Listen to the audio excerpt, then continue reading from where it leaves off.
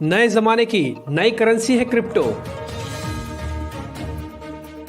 Bitcoin, Ethereum, link और दूसरे coins पर कैसे करें ट्रेड। क्रिप्टो की पढ़ाई और कमाई का एक ही ठिकाना, फाउंडर इंडिया और कॉइन डीसीएस की खास पेशकश क्रिप्टो लाइव, देश का पहला लाइव ट्रेडिंग शो हर रोज दोपहर 12 बजे फाउंडर इंडिया पर।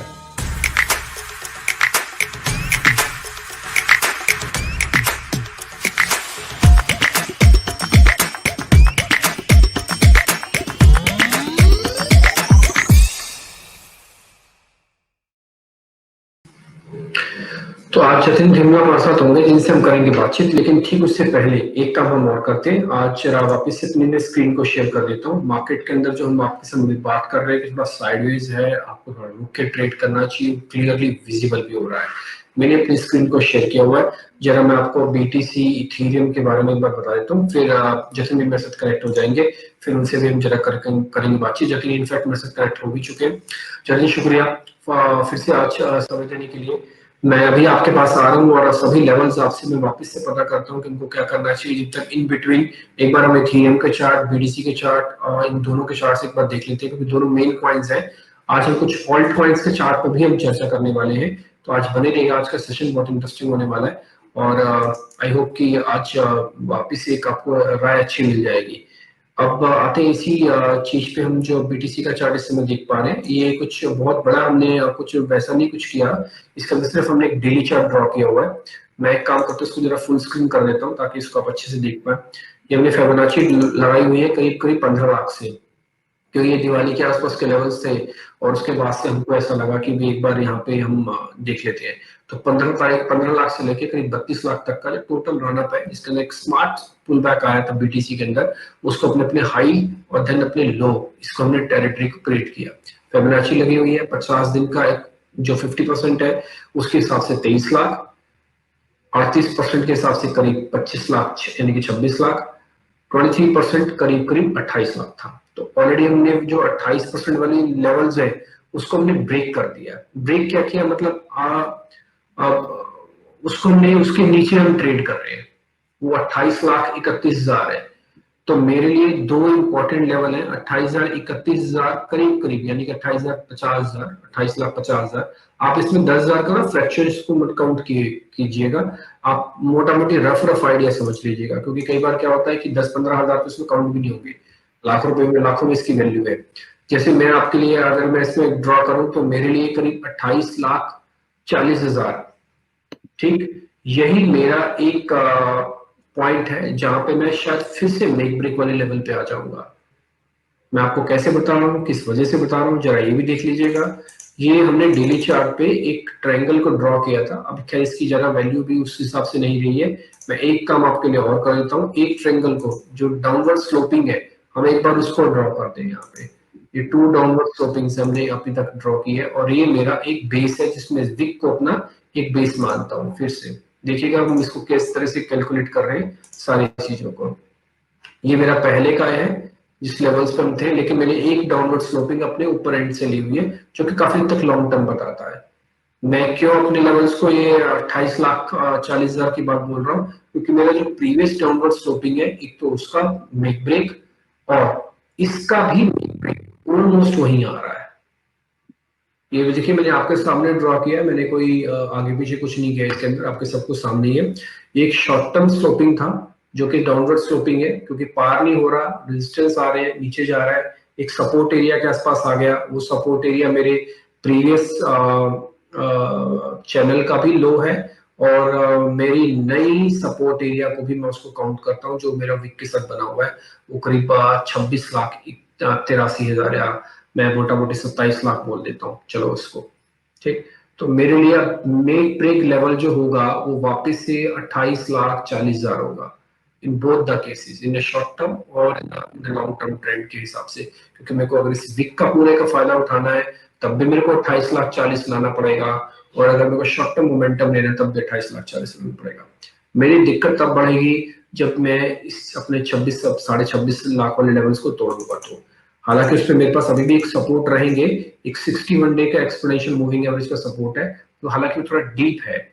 उससे पहले एक 23 लाख 24 लाख का भी एक और सपोर्ट भी है मेरे पास। ठीक, सारे लेवल्स का हम फायदा उठाएंगे, बट फिलहाल आपके सामने ये सारी चीजें मैंने एक बार आपको नोटिस करवा दी है। आते हैं जरा एक दो चीज और मैं आपको जरा और भी नोटिस कर देता हूँ, क्योंकि तो हमने बीटीसी देखा, अभी देखो दम नहीं आ रहा है। वजह बहुत साफ है, एक तो वॉल्यूम भी डाउन है, देख रहे हो आप। कल हालांकि ये शपथ ग्रहण समारोह था प्रेसिडेंट का, और मेरे को ऐसा लग रहा था कि शायद कुल ना कुछ मूवमेंट मिलती, लेकिन ऐसा कल हुआ नहीं।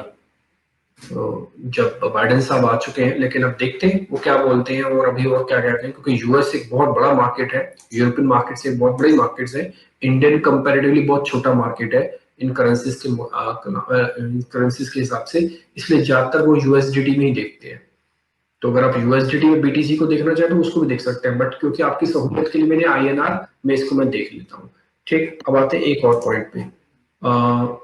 वॉल्यूम वॉल्यूम तो मैंने आपको नोटिस करा दिया। मेरे को अभी आरएसआई भी उतनी मजेदार नहीं दिख रही है फ्रेंकली स्पीकिंग। हाँ, इथीरियम, एक बार इसके भी जरा चार्ट देख लेते हैं, और इथीरियम के चार्ट देखने पर मैं आपको जरा एक चीज बता देता हूँ, यूएसडीटी के अंदर ही देखते हैं, फिर जतिन भी उसी के अंदर ही देखते हैं। तो जरा यूएसडीटी के अंदर इथीरियम को हम आज देख लेते हैं कहाँ तक का मोमेंटम है। 4% स्लाइटली डाउन है, जैसे हम पहले इस बात पर चर्चा करते रहे कि हमको थोड़ा रुक रुक के खरीदारी करनी है, एकदम से आतुर होके नहीं खरीदना है। एक बार ये आपको इथेरियम का चार्ट भी आपको स्क्रीन पर इसमें दिख जाएगा। जतिन पहले एक बार बीटीसी को डिस्कस कर ले, फिर इथेरियम पे आए तो मेरे को लग रहा है ज्यादा ठीक होगा। तो पहले एक काम करते हैं, पहले बीटीसी को डिस्कस करते हैं। एक बार आपका बीटीसी पे सर बीटीसी पे कल मैंने आपको एक लेवल यहाँ पर दिए थे जो कि राउंड अबाउट मैंने 33,500 से लेके 33,200 के बीच में मैंने कल लेवल्स दिए थे, और उसी तरीके से कल बीटीसी ने परफॉर्म किया, जहां पर कि 33,400 को टच करके round about all across the platforms, वहां पर वो उसके बाद से लेकर अभी थोड़ी सी ऊपर की तरफ आया है। अब वही लेवल जो कल मार्केट में बॉटम बनाया था वो मेरे लिए अब यहाँ पर सपोर्ट हो जाएगा, और वही सपोर्ट लेवल अगर आज मार्केट में कायम रहता है तो फिर मार्केट ऊपर की तरफ यहाँ पर चलती रहेगी, अगर उस सपोर्ट लेवल के नीचे अगर ब्रेकडाउन नहीं होता है तो। और अगर अभी यहाँ पर उस लेवल के नीचे जो कि 33,400 का लेवल था, अगर उससे नीचे आ जाती है मार्केट, तो उस कंडीशन में जो मेरे को पहला जो यहाँ पर सपोर्ट जो दिखता है, उसके बाद हालांकि वो सपोर्ट नहीं होगा, वो सिर्फ और सिर्फ मार्केट में एक नीचे की तरफ टारगेट्स होंगे, और वो टारगेट्स जो होंगे वो होंगे 32,350 के लेवल्स। उसके बाद नीचे जो टारगेट्स होंगे वो फिर 30,300 और 29,000 के आसपास के 29,800 के आसपास के लेवल्स जो है वो मेरे को चार्ट पे दिखते हैं। और अगर फर्दर डाउनवर्ड मूवमेंट अगर आती है तो हम 28,300 के आसपास के लेवल्स को भी देख सकते हैं, लेकिन ये कंडीशनल है कि अगर ये कल का जो सपोर्ट था 33,400 वाला उसको ब्रेक डाउन करता है तो। और अगर ये चीज अगर रिवर्स होती है ऊपर की डायरेक्शन में और यहाँ से तेजी देखने को मिल जाए थोड़ी सी, क्योंकि अभी हम एक पीनट बना हुआ है जो कि 4 जनवरी से लेकर अभी तक जो है वो पीनट बना हुआ है, और जब तक वो पीनट ब्रेक नहीं होता तब तक मैं इसमें अभी फिलहाल के लिए ना ही तो तेजी ना ही तो मैं इसके ऊपर गिरावट, दोनों ही चीजें जो है वो क्लियर कट मैं इसमें ट्रेड नहीं ले सकता, क्योंकि मार्केट इस समय पे बहुत ज्यादा फंसी है। और इस समय पे जब तक वो मार्केट उस जोन से बाहर नहीं निकलेगा तब तक जो है मैं इसको ट्रेड करना जो है वो एग्जैक्टली पसंद नहीं करूंगा। जब तक ये मार्केट एक डायरेक्शन क्लियर नहीं पकड़ता तब तक इसके अंदर जो है वो ट्रेड करने की कोई भी सलाह नहीं है इस समय पे। एक छोटा सा पॉइंट मेरे को आपसे और पता करना है, आप जरा देखिएगा, गौर कीजिएगा उस पे। ये 34,000 वाला लेवल्स की इंपॉर्टेंस कितनी है? ये गया तो क्या बड़ा ब्लिप आ सकता है? क्या ब्लिप कितना बड़ा आ सकता है? चांसेस कितने हैं? सर 34,000 का लेवल एक्चुअली जो आपने अभी जो चार्ट बनाया उसके नीचे कैंडल क्लोजर जरूरी है, राइट? अगर वो कैंडल क्लोजर अगर नीचे होता है तो ये नीचे जाएगा। और दूसरी चीज जो इम्पोर्टेंट है यहाँ पर जो मेरे को चार्ट पे दिख रही है वो दिख रहा है 35,600-700 के लेवल्स। अगर ये 35,700-800 के लेवल्स के आसपास ऊपर अगर ये 4 आवर्स की कैंडल को क्लोज करता है ऊपर, तो फिर ये ऊपर जाने के चांसेस थोड़े से हाई हो जाएंगे, क्योंकि अभी इस समय पे जो मार्केट सेंटिमेंट्स हैं वो थोड़ा सा बेयरिश हो रहे हैं और मार्केट सेंटिमेंट्स के साथ साथ चार्ट भी थोड़ा सा बेयरिश ही साउंड कर रहा है, राइट? तो इस वजह से मैं बहुत ज्यादा जो है अभी फिलहाल के लिए कोई भी पोजीशन लेना ही जो है इस समय पे सेफ नहीं होगा, क्योंकि एक अगर आप चार्ट बनाएंगे 4 जनवरी को जो विक आई थी बिटकॉइन के पेयर पे, बिटकॉइन यूएसडीटी के पेयर पे जो विक आपको नजर आएगी एक नीचे की तरफ करीब करीब 28,144 150 के आसपास, 200 के आसपास का लेवल है, सॉरी 28,200 के आसपास का जो विक आई थी, उसके बाद एक जो आप दूसरा विक अगर आप कनेक्ट करेंगे जो कि 11 जनवरी को करीब करीब 30,300 400 के बीच में आई थी, राइट? उसको अगर आप विक को कनेक्ट कर देंगे तो आपको एक बहुत अच्छा जो है वो एक सिमेट्रिकल ट्रायंगल ऊपर से और नीचे की तरफ से जो ट्रेंड लाइंस बन रही हैं उसको जोड़ के मिलेगा। ठीक है। तो अब एक बार आते हैं इथेरियम पे। इथेरियम पे एक बार आपका व्यू पॉइंट क्या है?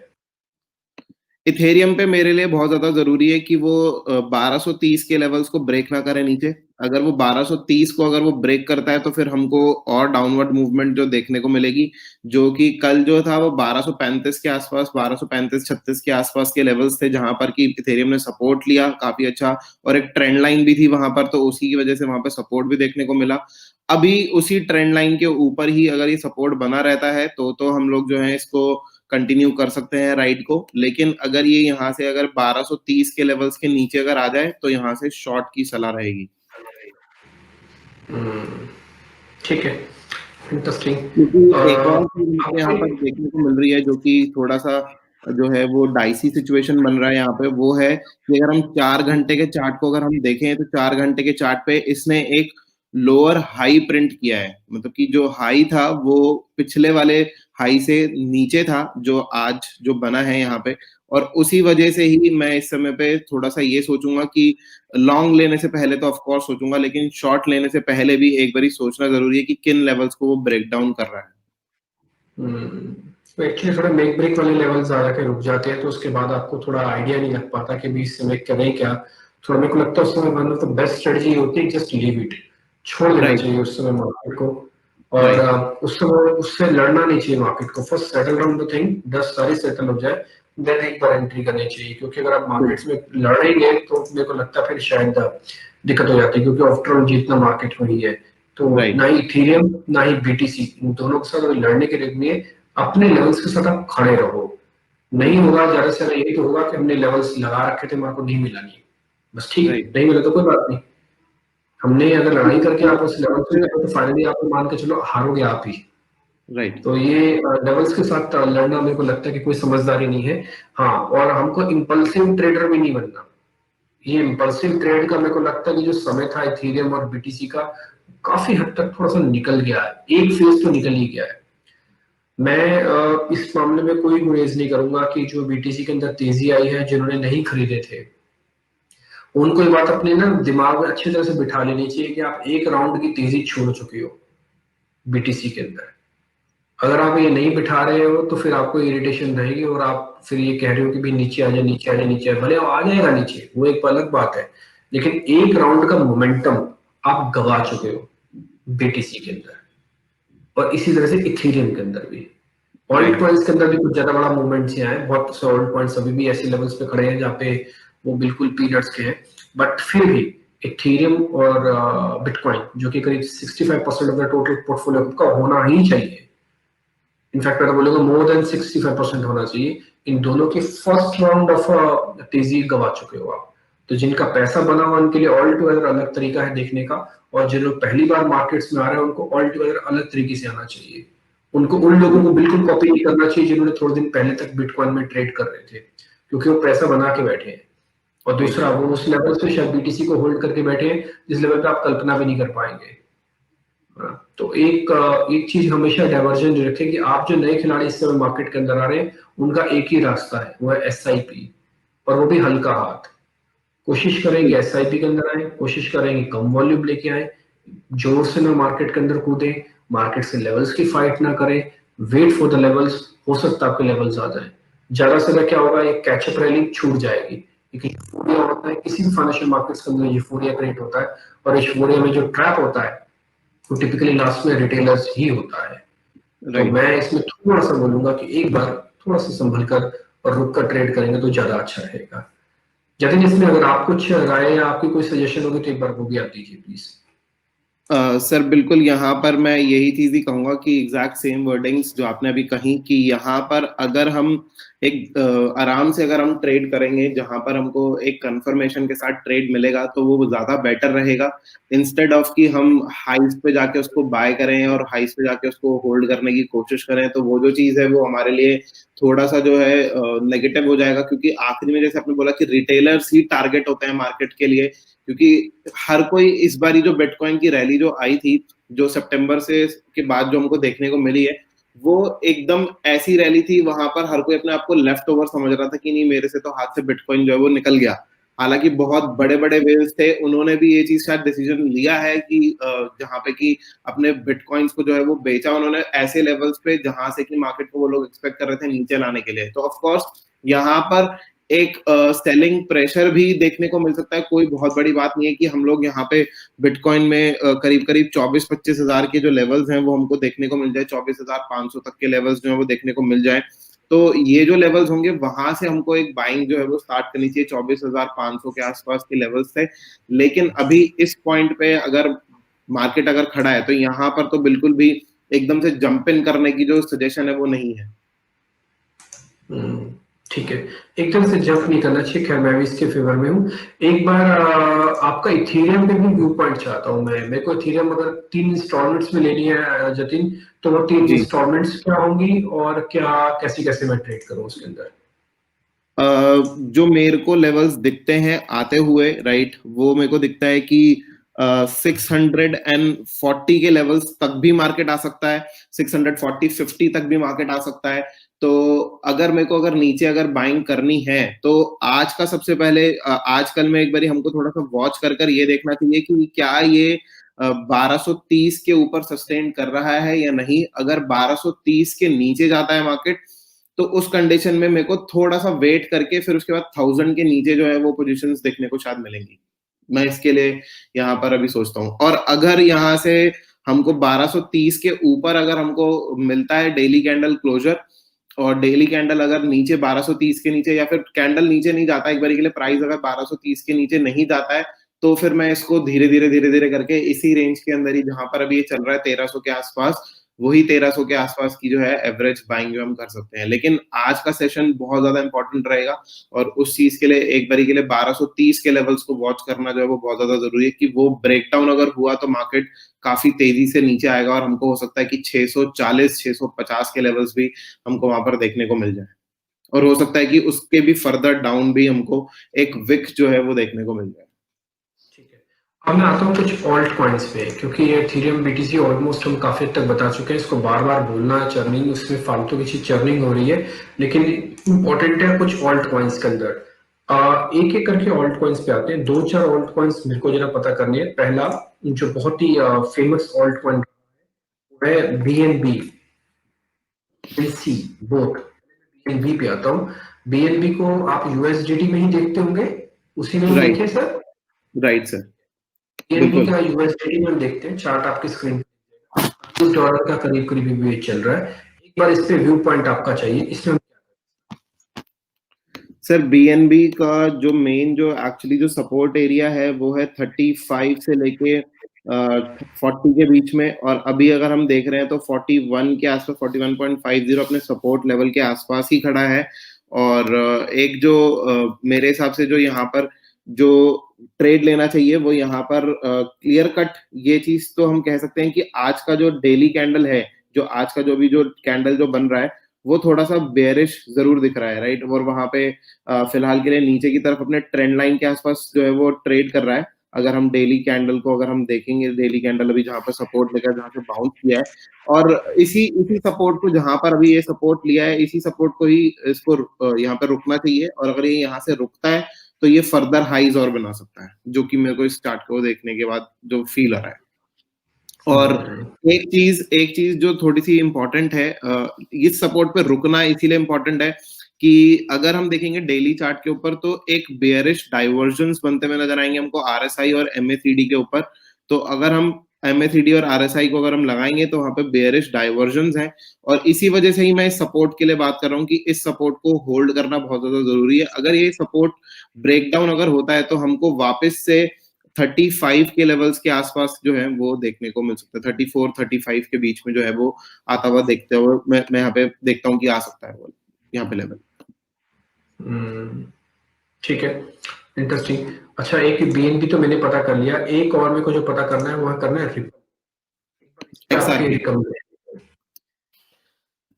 फिर XRP के लिए मैं ये कहूंगा कि XRP को यहाँ से मेरे हिसाब से जो पहले भी मेरी राय थी और अभी भी वही रहेगी यहाँ पे कि 0.33 के जब तक ये डेली कैंडल क्लोजर उसके ऊपर नहीं करता है तब तक इसमें लॉन्ग करने की सजेशन बिल्कुल भी नहीं है। अभी भी ये फिलहाल के लिए साइड वेज ही चल रहा है, और मार्केट में अगर बाकी कॉइन्स का अगर सेलिंग प्रेशर अगर आया तो ऑफ कोर्स हमको XRP पे भी सेलिंग प्रेशर देखने को मिलेगा। मैं उम्मीद करता हूँ कि बहुत जल्दी हमको XRP जो है वो दोबारा से 0.22 से लेकर 0.20 या फिर 0.18 के लेवल्स के आसपास शायद दोबारा देखने को मिलेगा। वो होगी एक्चुअली में बाइंग अपॉर्चुनिटी। कोई एक ऐसा ऑल्ट कॉइन जिसको आप नोटिस कर रहे हो जतिन, और आपको ऐसा लग रहा है कि वो बहुत इंपॉर्टेंट है? कल तक मेरे चार्ट के ऊपर सबसे जो अच्छा जो मेरे को जो मूव दिख रहा था वो दिख रहा था नियो के ऊपर। लेकिन अगर मैं आज भी अगर मैं नियो को अगर मैं देखूं तो उस पे मेरे को एक बेयरिश डाइवर्जेंस जो है वो बनते हुए नजर आ रहे हैं। हालांकि वो बेयरिश डाइवर्जेंस बहुत ज्यादा स्ट्रांग नहीं है, लेकिन अभी के लिए जो चार्ट जो बोल रहा है वो यही बोल रहा है कि यहाँ पे जो लेवल है वो इम्पोर्टेंट लेवल है 2280 के ऊपर रुकना। अगर ये 2280 के ऊपर रुका हुआ है तो मैं नियो को शायद मैं वहां से पिक करना पसंद करूंगा, और इसके लिए मेरे टारगेट्स जो है ऊपर के टारगेट्स 29 के बाद, अगर ये 29 के ऊपर अगर जाता है 29 will be the first target. 29 के बाद 34 और 34 के बाद 40 और 40 के बाद 44 के लेवल्स हमको शायद देखने को मिल सकता है नियो के ऊपर। इसके अलावा कोई और ऐसा ट्रेड जो भी आप नोटिस कर रहे हो, आपको लग रहा है कि इसके अंदर एक मोमेंटम आ सकता है, आइदर पोजिशनल आइदर ट्रेडिंग के हिसाब से, तो वो कोई लेवल्स हो? नियो के लेवल्स मैंने आपको यहाँ पे बताए। उसके अलावा मेरे को वाईफाई 2 पे मैंने थोड़ा सा नजर रखा हुआ है, और इस समय पे जो वाईफाई 2 है वो करीब करीब 1916 के आसपास के लेवल्स पे ट्रेड कर रहा है। इसको मैं 1780 के स्टॉप लॉस के साथ इसको होल्ड करना चाहूंगा, और 1780 का अगर ये स्टॉप लॉस नहीं ट्रिगर होता है तो उसके बाद ये और ऊंची लेवल्स पे जा सकता है। 1780 मेन इंपॉर्टेंट रहेगा इस कॉइन के लिए, वाईफाई 2। बहुत शुक्रिया, थैंक यू वेरी मच आज समय देने के लिए। फिर से आज बात हुई BTC को लेकर, इथेरियम को लेकर, BNB को लेकर, रिपल को लेकर, साथ ही बातचीत हुई आज एक और कॉइन नियो को लेकर। नियो हमने थोड़ा रियल हम थोड़ा कम डिस्कस करते थे, बट नियो आपने बताया, इसको लेकर डिस्कस हुई है। और वाईफाई 2 को लेकर भी थोड़ी देर पहले आपको डिस्कस किया। तो काफी सारे कॉइन्स डिस्कस हुए। मेरे को लगता है क्योंकि मार्केट में साइडवेज है, कम कॉइन डिस्कस किया जाए, कम चीजों को नोटिस किया जाए तो वो ज्यादा अच्छा है। मतलब एक पुरानी कहावत है कि prevention is better than cure, कि पहले आप थोड़ी रोकथाम करके रखो, बाद में इलाज ना करना पड़े। तो इसलिए आपके ऐसा ना हो कि आप किसी शेयर में फंस जाओ, बाद में उसकी सर्जरी करनी पड़े, उसको स्टॉप लॉस लगवाओ, उसमें ये निकलो। इसलिए प्रिवेंशन, पहले से रोकथाम छोड़ दो थोड़ी देर के लिए। जो पूरी तरह से साइडवेज है, मोमेंटम है नहीं, फालतू मोमेंटम को चेज करने का नहीं चाहिए। और ये ट्रेडर्स का पहला डिसिप्लिन होता है कि अगर आप मोमेंटम को चेज कर रहे हो, मोमेंटम अवेलेबल तो हो तभी तो आप चेज करोगे। मोमेंटम अवेलेबल नहीं है, साइडवेज है पूरी तरह से, लॉन्ग ट्रेंड के अंदर गिर रहे हैं, कैसे पकड़ोगे आप चीज को? तो थोड़ा सा इस चीज का ध्यान हमको जरूर रखना चाहिए। जतिन, जब वैसे एक्चुअली एक पॉइंट मैं आपसे और पता कर ही लेता हूँ, चलते चलते जब आप टिपिकली इस तरह का साइडवेज मार्केट देखते हैं तो आप की स्ट्रेटजी क्या होती है? आप कुछ हेज करते हो, अवॉइड करते हो, मतलब कैसे करते हो, being as an having a trade in the bitcoins? Sir अगर मैं अपनी पर्सनल बात करूं तो पर्सनली मैं जो लॉन्ग ट्रेड या फिर कोई भी जो शॉर्ट ट्रेड है उसको लेना नहीं पसंद करूंगा, राइट। और यहाँ पर अपने पर्सनल पोर्टफोलियो में मैं तो वहां पर अपने ट्रेड्स को एक बारी के लिए क्लोज ही रखना पसंद करूंगा, क्योंकि मेरे को किसी भी पॉइंट पे जो प्राइस है मार्केट का उससे फर्क नहीं पड़ता है। मेरे को फर्क पड़ता है ट्रेडिंग सेटअप से। अगर ट्रेडिंग सेटअप अगर मेरे को अच्छा मिलेगा तो मेरे को डेफिनेटली एक पॉजिटिव जो है फील के साथ में उसको कंटिन्यू कर सकता हूँ, उस ट्रेड को राइड कर सकता हूँ, लेकिन जब तक वो एक पॉजिटिव फील नहीं मिलेगा, जहाँ पर मेरे को एक ट्रेड सेटअप एक कंप्लीट नहीं मिलता है, उसके बाद उससे पहले मैं कुछ भी चीज को ट्रेड करने में कंफर्टेबल नहीं रहता। तो हेज करना मेरे हिसाब से हमेशा सॉल्यूशन नहीं होता है, क्योंकि समटाइम्स अगर हम लॉस में अगर कोई कॉइन अगर दिख रहा है, उस कंडीशन में अगर मैं उसको हेज करता हूँ, तो वो मेरे को लॉस को कट करके वापस ऊपर की तरफ मेरे को देखना अपना पोर्टफोलियो थोड़ा सा जो है मेरे को चैलेंजिंग लगता है। लेकिन काफी सारे ट्रेडर्स हेज करते हैं और हेज करना पसंद भी करते हैं ऐसे लेवल्स पे जहां पर कि they are not okay to trade anything, तो वो चीज एक अच्छी स्ट्रैटेजी जरूर होती है। लेकिन मैं पर्सनली हेज कर कर अपने फंड को जो है मैं नहीं रखना चाहता, क्योंकि मेरे को जो है वो क्लोज करके जो है वो ज्यादा एक संतुष्टि मिलती है कि ठीक है, मेरे को चेस नहीं करना है मार्केट को कि किस डायरेक्शन में जा रहा है, किस डायरेक्शन में नहीं जा रहा है, क्योंकि अभी जब भी मार्केट जितने समय से ये कंसोलिडेशन में था, जितने समय से अभी जो है ये एक रेंज बाउंड है, और ये बहुत बड़ी रेंज है। अगर हम बात करें 42,000 से लेकर 30,000 तक की रेंज, $12,000 की रेंज होती है, वो जो रेंज है वो काफी बड़ी रेंज है। तो जब तक ये जो बड़ी रेंज में फंसा रहेगा, तब तक हमको बहुत बारी कंफ्यूज करा मार्केट ने कि यहाँ से ऊपर जा रहा है, यहाँ से नीचे जा रहा है। तो इस सिचुएशन में जब तक वो कंफ्यूजन दूर ना हो, मैं उस चीज को किसी को भी मैं पैनिक में आके क्लोज कर दूं या क्या किसी भी हेज दूसरी पोजीशन को, वो चीज सही नहीं है मेरे हिसाब से। एक बारी के लिए मार्केट को डिसाइड कर देना चाहिए कि हाँ मार्केट किस डायरेक्शन में जा रहा है, उस डायरेक्शन में ट्रेड लेना शायद ज्यादा बेटर रहेगा मेरे हिसाब से। ठीक है जतिन, बहुत बहुत शुक्रिया, थैंक यू वेरी मच। आज आपसे मुलाकात हुई, अच्छी सी बात हुई, बहुत बहुत शुक्रिया, थैंक यू वेरी मच इसके लिए, बहुत बहुत शुक्रिया, थैंक यू वेरी मच। फिलहाल क्रिप्टो करेंसीज का भी समय खत्म हुआ, कल आपसे फिर मुलाकात होगी, नमस्कार।